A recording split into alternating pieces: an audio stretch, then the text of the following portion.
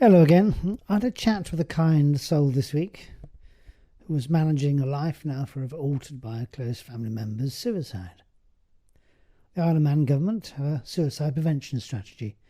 It's there on the government IM website in great detail, and it really is worth a visit, as not only does it acknowledge the issue, it looks forward to a planned nil suicide future. In the real world, though, of course, this is not likely to happen. Humanity is not configured that way. Thankfully, though, suicide remains a relatively rare event. Via government figures, locally 156 between the years of 2006 and 21. 3/4 were men, with those in middle age, say mid-40s to mid-60s, at highest risk. This group doubling the numbers from 10 per 100,000 to 20 or so per 100,000. Nearly half of those having consulted some form of health professional or GP within the preceding month. In the under 25s, suicide is a leading cause of death after accidents. 70% are again male. Likely causative factors, the usual suspects.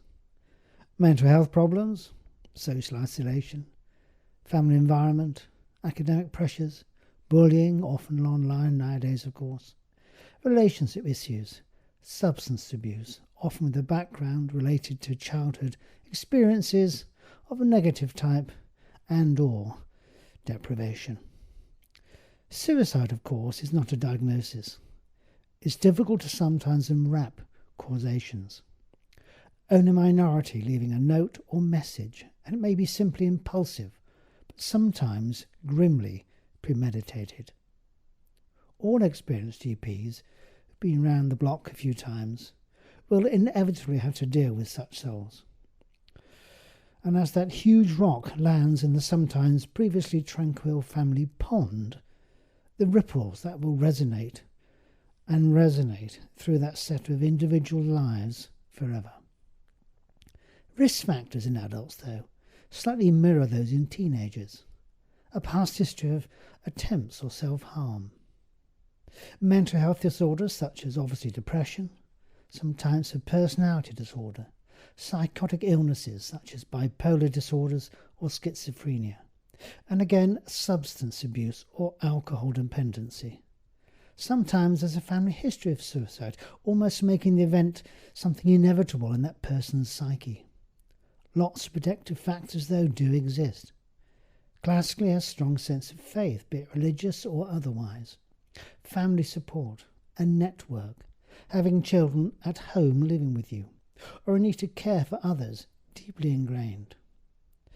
A medical journal article some years ago suggesting that for every death and suicide, some 50 others will be affected, be it family members, friends, colleagues, leaving some close family members with increased risk of suicide ideation themselves, as well as the expected ongoing mental health matters. And so we ask ourselves, what could others have done to prevent this happening? The crux of the issue. Asking that question then, have you thought about ending it all in any shape or form, is a start. In bygone years, this was thought to be a complete no-go area, the notion that you've planted that idea in somebody's head. Quite the opposite turns out to be the case. Talk about it.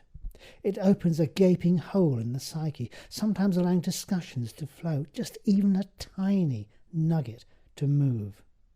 I attended a suicide prevention series of days some years ago, and amongst survivors of attempted suicide, a common theme was the idea of an alternative way of looking at their problem that did not immediately fly to "I'm going to kill myself." Men can be so awkward in this regard. The proud male internally reasons that killing themselves is the only available outcome. Move this block, and while thought process just a little can be moved, it may be just enough that just downsizes that pressure enough to allow those thoughts, other thoughts, to wander into alternative means.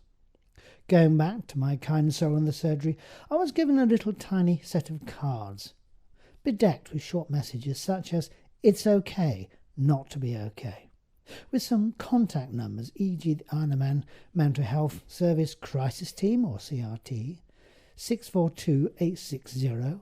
The Samaritans 116-123. I'll stand up to suicide. I'll, as in ISLE, 803-040. Papyrus on 0800 0684 141. If the phone call is just impossible, then have a look at some websites such as, well, try typing in just mind or patient.co.uk or getselfhelp.co.uk or joe@samaritans.org or papyrus. Just tap that in, just that word. It's predominantly for teenagers and it's excellent. Or the apps Stay Alive or Distract with capitals ACT at the end. I promised our kind soul I would do all this for her, so I have happily done so. And I will also do that for others who need a helping hand in one medical way or other on this programme.